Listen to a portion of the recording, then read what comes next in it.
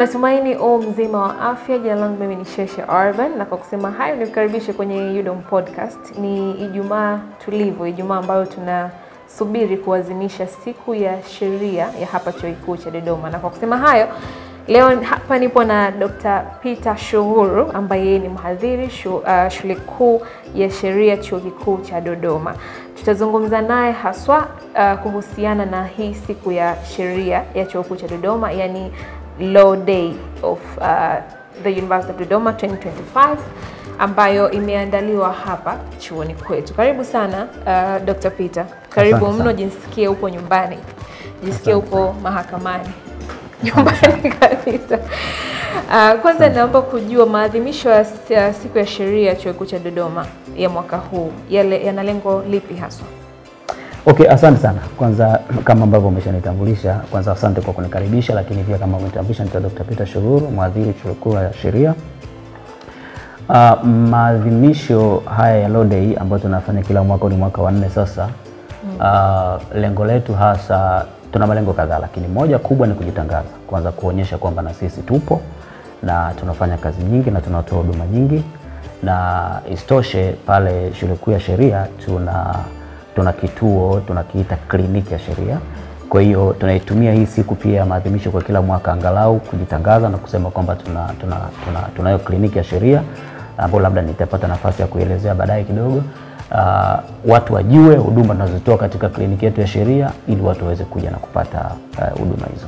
Okay, sasa walengwa haswa wa hii kliniki ni hawa wanajumuiya wa Chuo Kikuu cha Dodoma kama tulivyosema, na watu wa karibu, au ni pia watu wa nje wanaweza wakafanya mawasiliano wakapata hii huduma? Lakini pia utaratibu ukoje wa watu kuja kupata hii huduma ya kliniki ya sheria? Kliniki ni sehemu ya mafunzo ya wanafunzi wetu kimsingi, lakini tunalenga Mtanzania yoyote aje tuweze kumpa huduma. Wakati sisi tunampa mwananchi huyo huduma, wakati huo sisi tunakutoka kwenye mafunzo, tunaendelea kwa train na kuwafundisha wanafunzi wetu.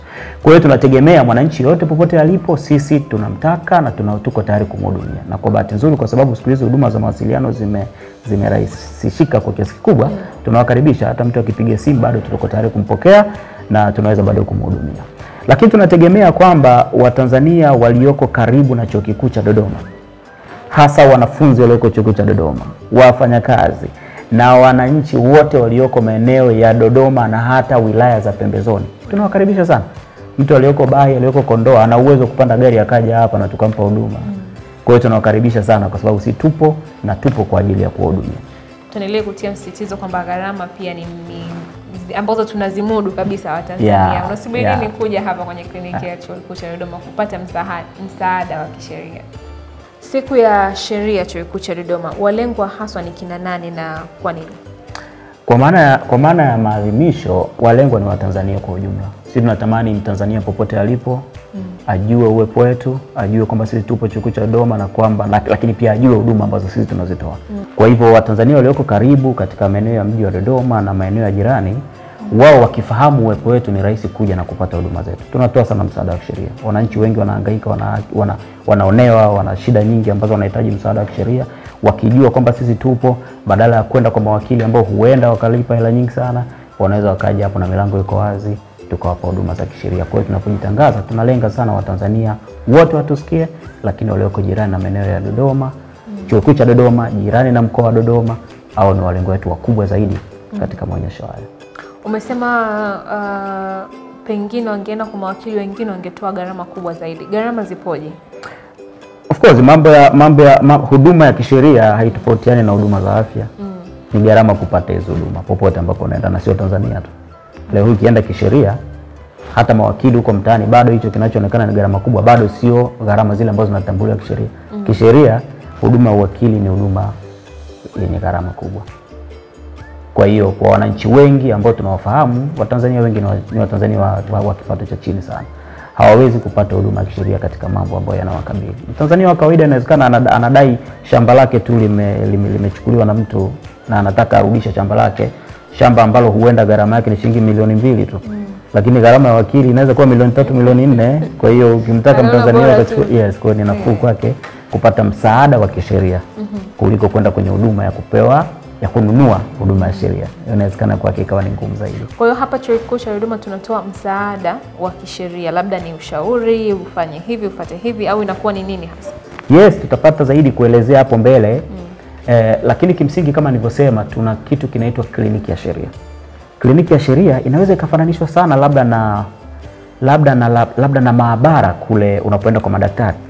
Kwamba mwanafunzi wa daktari ili akamilike kuwa daktari lazima atakwenda maabara kujifunza vitu kwa vitendo. Kliniki ya sheria ndio sehemu ambako wanafunzi wa sheria wanapewa mafunzo kwanza, halafu wanafunzi wale wanatumika kwenda kuelimisha jamii. Kwa hiyo kuna mambo mengi tunatoa. Huduma wanazopata wananchi kwanza ni huduma za ushauri.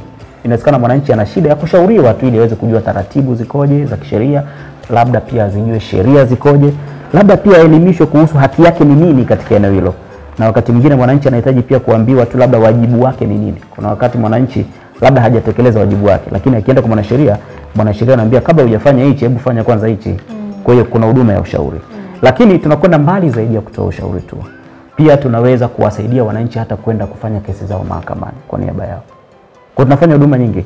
Sasa kwa sababu sisi lengo letu la kliniki ya sheria ni sehemu ya kuwafundishia wanafunzi wetu kwa vitendo. Na kwa sheria za Tanzania mwanafunzi haruhusiwi kwenda mahakamani kusimamia kesi.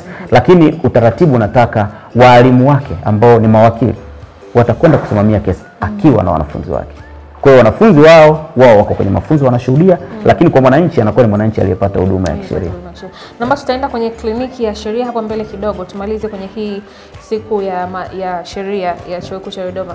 Maadhimisho mwaka huu yatafanyika lini na kuna kitu gani cha kitofauti ambacho kitakuwepo mwaka huu hatujakiona miaka iliyopita? Kwa mwaka huu ni tarehe 25 mwezi Aprili, mwezi huu. Tarehe 25 Aprili ndio siku yetu. Lakini tuna wiki nzima kabla ya hapo ambako tuna huduma nyingi tunazitoa. Tarehe 25 ndio peak, ndio siku ndio kilele cha hili tukio letu. Hii wiki nzima hapo nyuma tunatoa huduma za kisheria, watu wakija tunawapa ushauri, wanafunzi wetu wanakwenda huko mtaani wanatoa huduma, wanatoa elimu juu ya mambo mbalimbali. Na kwa mwaka huu dhima ya maadhimisho yetu ni nafasi ya kliniki za sheria kwenye vyuo vikuu katika kuwezesha uchaguzi wa haki na uwazi. Umeelewa? Kwa hiyo wanafunzi wetu wamepewa mafunzo maalum ambayo yatawawezesha kupata nafasi kwenda kuzungumza na wanajamii huko nje kuhusiana na mambo ya uchaguzi mkuu. Unajua mchakato wa uchaguzi mkuu ni mchakato wa kisheria. Kila kitu kuhusu uchaguzi ni sheria pale. Kwa hiyo wanafunzi wetu wameshaelimishwa, watakwenda mtaani, watakwenda kuelimisha jamii juu ya haki zao kipindi hichi cha uchaguzi mkuu, juu ya wajibu wao kipindi hichi cha uchaguzi mkuu. Lakini huenda pia na watu ambao wana matatizo fulani ya kisheria, labda wengine wamenyimwa haki yao, utaratibu ukoje wa kisheria. Kwa kuna utatuzi pia, kuna namna pia ya kutatua migogoro ya kiuchaguzi. Kwa hiyo wanafunzi pia watapata nafasi kwenda kuongea na jamii wakisimamiwa na walimu wao. Kwa hiyo wataalamu kabisa wa sheria wapo, lakini kama nilivyosema awali kliniki inalenga kutoa mafunzo. Kwa hiyo mafunzo yale ni kwamba wataalamu wetu watakuwepo na wanafunzi wao wakitoa hiyo misaada ya kisheria huko mtaani. Toka tumeanza kuadhimisha hii siku ya sheria Chuo Kikuu cha Dodoma mpaka sasa tuna mafanikio gani ambayo tumeyapata? Tumeendelea kufahamika sana. Idadi ya watu wanaokuja kuomba msaada wa kisheria inazidi kuongezeka. Simu kutoka serikalini, wizara wameshaendelea kuengage sana School of Law. Kwa sababu tuna wenzetu wengi ambao tayari wako kule wizarani wanashughulika katika kampeni kubwa hii ya Mama Samia, inaitwa Mama Samia Legal Aid. Kuna kampeni kubwa ya kitaifa Legal Aid ya Mama Samia. Sasa hivi tunafahamika na sisi ni wadau wakubwa, na kinachotufanya leo tu wadau wakubwa ni kwa sababu ya namna ambavyo tumekuwa tukijitangaza. Utakumbuka kwa mfano, nadhani ile ya kwanza mgeni rasmi ya kwanza tuliadhimisha, maadhimisho ya kwanza kwa mwaka 2022. Kama sijasahau nafikiri mgeni rasmi alikuwa ni waziri wa sheria wakati ule. Kwa hiyo tunafahamika na tunaendelea kujitangaza. Imesha kutokea mgeni rasmi akawa ni jaji. Mwaka jana mgeni rasmi alikuwa ni jaji mkuu. You can imagine kwamba hao ni wadau wanaendelea kufahamu vitu. Sasa mahakama ikiendelea kujua kwamba kuna kituo cha msaada wa sheria, mahakama wale ndio wanaohukumu kesi kule. Kuna wakati jaji anaweza akakutana na mwananchi ambaye ana kesi ambayo akiangalia anaona hivi mwananchi hawezi kuiendesha hii kesi na haki yake itapotea. Kwa hiyo hata jaji kwa kutufahamu anaweza akamwambia hebu wewe unapotoka hapa hebu nenda Chuo Kikuu cha Dodoma uende ukajieleze, labda wanaweza wakapata nafasi ya kukupa msaada. Kwa hiyo tunaendelea kujitangaza. Kwa hiyo maadhimisho yanatufanya tunaendelea kufahamika na matokeo ni makubwa na tunayaona. Kwa mwaka huu tunadhani mgeni rasmi itakuwa nani? Sasa kwa kufuatia mfuatio huu wa majina makubwa. Tunategemea kama hapata tokea mabadiliko atakuwa ni spika wa bunge Daktari Tulia Ackson. amesha confirm. Tunategemea atakuwa mgeni rasmi. Sasa unajua tena yule ni mtu mkubwa, kwa hiyo kama kutatokea bahati mbaya kama itatokea bahati mbaya ambayo sisi hatuiombei, lakini tunategemea atakuwa ni spika wa bunge, na hivyo tunakaribisha watu wengi waje kwa sababu tuna mtu mkubwa atakuwepo hapa tarehe 25 mwezi huu Aprili. Hongereni sana. Nashukuru sana. Unadhani kwa nini mtu achague kuja kusoma sheria chuo kikuu cha Dodoma? Kuna mambo mengi sana. Chuo kikuu cha Dodoma kwanza ni chuo kwa umri, ni chuo kidogo. Na tunasema taifa lenye nguvu ni taifa la vijana. Walimu wengi walioko chuo kikuu cha Dodoma bado ni watu ambao ni vijana kwa maana ya umri. Lakini ni watu ambao bado wana passion, hawajachoka kwa lugha rahisi. Kwa hiyo wanafunzi watakaokuja kusoma chuo kikuu cha Dodoma wategemee kujifunza mambo mengi zaidi. Lakini pia watu wasisahau kwamba sisi ni chuo ambacho sasa tuko makao makuu pia ya nchi hapa. Kwa hiyo kuna mambo mengi. Kwa hiyo mwanafunzi atakayekuja kusoma hapo kwetu pia atakuwa amejintegrate na mambo yanayoendelea katika serikali ya Tanzania. Lakini zaidi ya yote pia kama nilivyosema tuna kliniki ya sheria ambayo ni mapinduzi katika mfumo wa utoaji elimu ya sheria. Kwenye nchi nyingi zinazoendelea huko Ulaya, Marekani na mataifa mengine yaliyoendelea, kliniki za sheria sio kitu kipya, ni kitu kipo zaidi ya miaka 50 iliyopita. Kliniki ya sheria ni sehemu ya mafunzo kweli, na wanafunzi wanapaswa watumike, wawe trained, waive, wapikwe, waive, na wapewe nafasi na fursa ya kwenda mtaani kwenda kutoa ujuzi huo kwa wananchi. Kwa ni sehemu ambayo tunategemea watu kama watakuja kusoma hapa kwetu watapata hayo mambo kwa undani zaidi, kwa sababu ni kitu kipya na tumemaanisha na chuo kimelipokea, na chuo kinamaanisha kweli kutia nguvu hapo kuhakikisha kwamba tunaboresha kweli ufundishaji wa sheria kwa vitendo, sio tu kaa darasani na kuambia unajua hichi kiko hivi, unajua hichi kiko hivi. Sasa watoke waende wakafundishe, na anapo graduate tuweze kweli kusema tumemtoa mtu ambaye kweli anakwenda kuwa mwanasheria mtaani. Ana uelewa wa kutosha, kwa maana ya uelewa, kwa maana ya knowledge, lakini pia na ujuzi kwa maana skills. Ujuzi wa kufanya shughuli hizo za kisheria. Kama ni kufundisha basi akafundisha sheria na aweze kweli kufundisha. Usiseme tu naamini anajua kwa sababu ulimfundisha. Uwe pia umepata nafasi ya kuona kwamba kweli huyu mtu anafanyaje, amefundisha na kweli ameiva na anaweza. Pia kliniki inaenda sambamba na uanzishwaji wa moot courts. Moot court ni hizi mahakama igizi.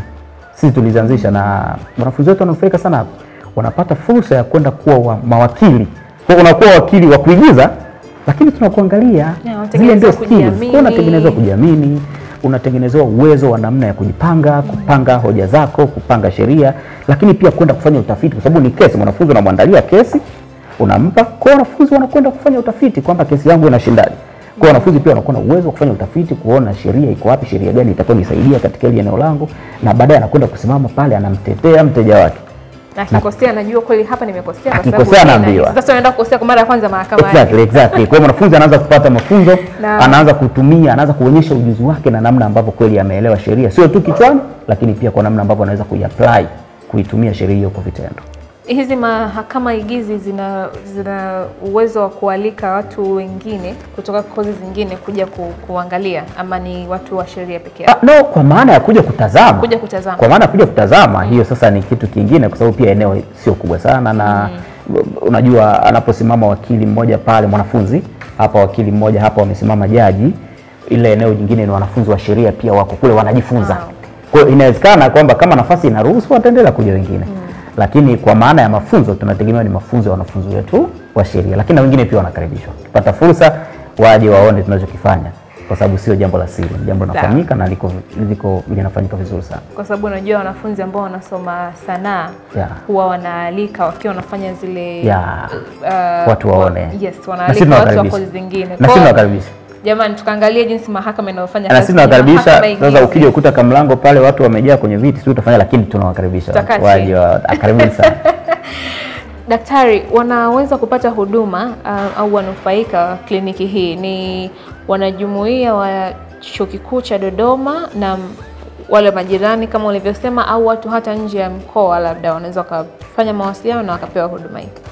Kimsingi ni kama nilivyokuambia awali, si walengo wetu ni Watanzania. Popote Mtanzania alipo na anadhani ana jambo la kisheria, ana shida ya kisheria na anataka msaada, si tuko tayari kumhudumia. Na kwa bahati nzuri, kwa sababu siku hizi njia za mawasiliano zimeboreka sana, unahitaji kukutana na mtu ili uweze kumhudumia, tunaweza kupokea simu ya mteja popote alipo na bado tukampa huduma. Lakini tunaamini pia kwamba Watanzania waliopo karibu na eneo la Chuo Kikuu cha Dodoma wanaweza kupata fursa kubwa zaidi na wakanufaika zaidi. Wanafunzi wa Chuo Kikuu cha Dodoma tunawakaribisha sana. Wako wengi na wanafunzi, lakini pia wana mambo ya kisheria mengi yanayowasumbua. Kwa hiyo wakija pale tutawapa huduma. Wote ni wanufaika wetu.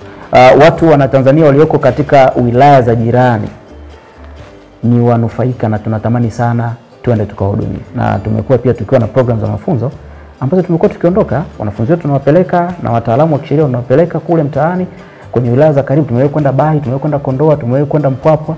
Tunatoa huduma za kisheria kule kote. Kwa hiyo watu walioko karibu tunategemea tutakuwa na uwezo mkubwa zaidi wa kuhudumia kuliko walioko mbali. Lakini njia za simu bado wanaweza kuzitumia Watanzania wakaweza kuzifikia huduma zetu. Wanasema tunaanzia nyumbani kwanza. Yes. Faida sasa za kuwepo kwa kliniki hii mpaka sasa hivi tunaweza tukasema zile ambazo tumeziona, tumezishuhudia haswa ni zipi? Tuna mambo mengi. Kwanza tuanze na lengo kuu la kuwa na kliniki ya sheria. Kliniki ya sheria ambayo tunatoa hizo huduma za msaada wa kisheria, lengo kuu kwanza ni sehemu ya mafunzo kwa wanafunzi wetu. Wanafunzi wetu wamenufaika sana katika mafunzo. Wanaweza wasiwe wote, lakini wale ambao wako mstari wa mbele na wanapenda wamenufaika sana. Tuna watu ambao unaweza kumuona leo kadhani kweli huyu ni wakili kabisa ameshaiva. Kwa sababu unamuona kupitia zile multi-court. Na unaona huyu kwa namna alivyofanya, kwa namna utafiti aliofanya kuhusu na hili jambo ambalo tumempa alifanyia utafiti. Unajua kwa sababu huyu akienda kesho kule kwenye mahakama kweli anafanya kazi yake bila shida yote. Lakini pia mtakuwa mmesikia Chuo Kikuu cha Dodoma kwa maana shule kuu ya sheria, wanafunzi wetu wamekuwa wakishinda sana, wamefanya vizuri sana hata katika multi-court za kimataifa, katika mashindano makubwa ya kimataifa. Kwa hiyo yote ni ushahidi kwamba shughuli tunazozifanya zimeanza kuleta matunda makubwa. Na tunaona huko mbele ni pazuri zaidi. Kwa hapo niwape hongera sana. Ni katika hii sehemu ya sheria kwenye karibu kila mwaka unasikia sheria wameshinda hichi. Yao wamekuwa wakifanya vizuri sana wanafunzi wetu na tunashukuru sana kwa hilo. Sasa watu wanawapataje au taratibu za kufuata ni zipi ili kupata huduma katika kliniki ya sheria? Tuna namna ya kutupata of course, mawasiliano siku hizi hapo. Lakini walioko jirani na sisi wafike shule kuu ya sheria, ipo shule kuu ya sheria. Wafike ofisi ya shule kuu ya sheria, ukiuliza utafika pale. Ukifika pale utaambiwa kituo ofisi ya law clinic iko wapi, ya kliniki ya sheria iko wapi. Utafika na utafika ofisini kwetu, utapewa wakili na atakuhudumia. Kwa hiyo Watanzania wakaribie sana. Dr. Peter, kabla hatujaondoka, na mtu anaweza kawa anajiuliza hizi gharama ambazo tunasema ni gharama ndogo, ni kiasi gani labda haswa ambazo mtu anaweza akapata na akaweza kupata huduma? Labda niliweke sawa. Sisi hatuna gharama yoyote. Ni free of charge. Gharama yako ni nauli yako, wewe toka huko ulipo, fika Chuo Kikuu cha Dodoma, ukishafika kwetu sisi tutakusikiliza, tutakushauri cha kufanya kisheria. Kama ni kupeleka mahakamani, tukihitaji kukusindikiza tukupe msaada wa kisheria mpaka mahakamani, tutakupeleka sisi, wala tutachukua shilingi 10 yako yote. Of course hatutokupa nauli ya kurudia kwenu. Wewe itakuwa ni gharama. Kwa hiyo gharama ya mwananchi ni hiyo ya kumfikisha hapa kupata huduma na kurudi nyumbani kwake, lakini huduma zetu sisi ni bure. Lakini pia usisahau, nimesema kwamba kliniki ya sheria ni sehemu ya mafunzo kwa wanafunzi. Kwa hiyo sisi chuo kimewekeza kwa ajili ya kuboresha ufundishaji. Kwa hiyo sisi hatuwezi kuchaji tena wakati ni jambo letu. Sisi ni jambo letu. Wakati tunatekeleza jambo letu, wakati huo pia tunahudumia wananchi. Na usisahau chuo kikuu kama taasisi ya elimu ya juu, katika majukumu yake, jukumu lake moja kuu la 3 ni jukumu la kutoa huduma kwa jamii. Kwa hiyo sisi tunatoa huduma ya jamii kwa niaba ya chuo kwenye eneo letu la sheria. Kwa hiyo tunahudumia wananchi wa pembezoni na Watanzania wote kwa ujumla kwenye eneo letu la sheria. Nadhani si jambo la itakuwa si mara ya kwanza wewe kusikia kwamba kuna wengine wanakwenda pia kwenye jamii wanatoa huduma kutoka kwenye college nyingine. Kabisa. Sisi sheria kazi yetu ni hiyo, na sisi tunakwenda pembezoni mwa chuo na wilaya za jirani, tunatoa msaada wa kisheria kwa niaba ya chuo. Na wakati tunafanya hivyo, tunaboresha elimu na ufundishaji kwa wanafunzi wetu wa sheria. Nakushukuru sana Dr. Peter kwa kuwa na sisi. Nadhani tumejifunza mambo makubwa sana, na katika vitu ambavyo mimi binafsi nimepata kuvijua na nimekuwa na shauku sana navyo ni hii la kliniki ya sheria ambayo inatoa msaada kwa jamii, kwa wananchi wote wa Tanzania. Wewe tu na nauli yako au na gharama zako za kupata mawasiliano ya kupiga simu labda hapa na kupata kuelezea tukio ambalo labda limekukuta na msaada ambao unahitaji, na baada ya hapo nawaachia wataalamu sasa wa sheria wa Chuo Kikuu cha Dodoma kulishughulikia jambo lako na kwenda na wewe bega kwa bega kuelekea kupata haki yako ambayo pengine ungeipoteza kwa sababu ya gharama kubwa. Nikusihi uendelee kuwa nasi tena wiki ijayo, Ijumaa ijayo. Jina langu mimi ni Shesha Urban. Hii ni UDOM Podcast. Nilikuwa leo nipo na Dr. Peter Shugoro. Mpaka wakati mwingine, kwa heri. Kwa